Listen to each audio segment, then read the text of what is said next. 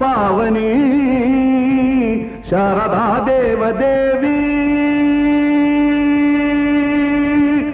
నమస్తే నమస్తే నమః.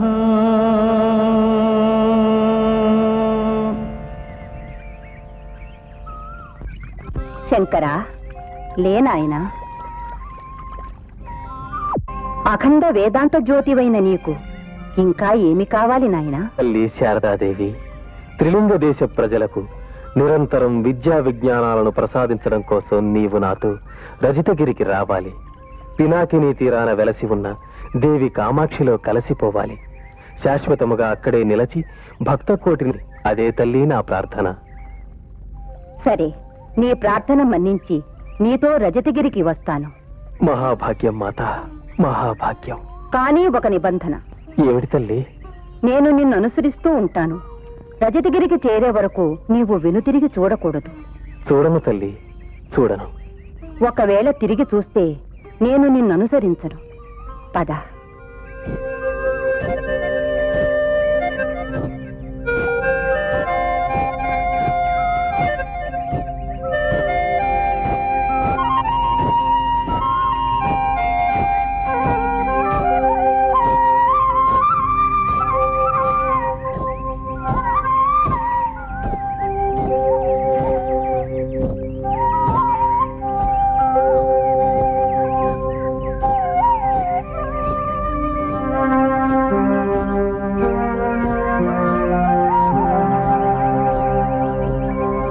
శ్రీ శంకరాచార్యుల వారు శారదాదేవిని తీసుకుని తుంగా నదీ తీరాన ఉన్న శృంగగిరి దగ్గరకు వచ్చారు.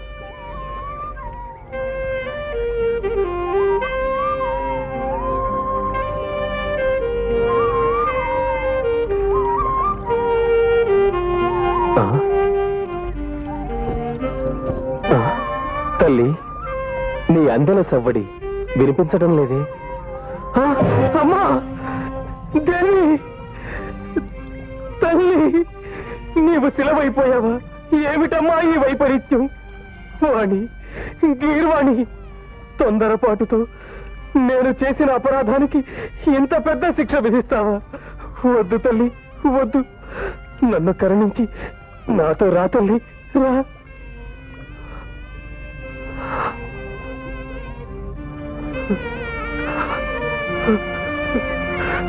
తల్లి, నీవు నా కోరిక తీర్చకపోతే నీ పాదాల చెత్తని నేను ప్రాయోపవేశం చేస్తాను. ఆవేశపడకు శంకరా, ఇది దైవ నిర్ణయం. అచంచలమైన నీ లక్ష్యం, ప్రజల కొరకు నీవు పడే తపన, నిస్వార్థమైన నీ జీవితాశయం నన్ను ముక్తురాల్ని చేశాయి. త్రిలింగ దేశ ప్రజానీకాన్ని కటాక్షించడం కోసం నాలోని ఒక అంశ వెళ్లి పినాకినీ నదీ తీరాన వెలసి ఉన్న కామాక్షి దేవిలో ఐక్యమైపోతుంది. ధన్యోస్మి మాత, ధన్యోస్మి.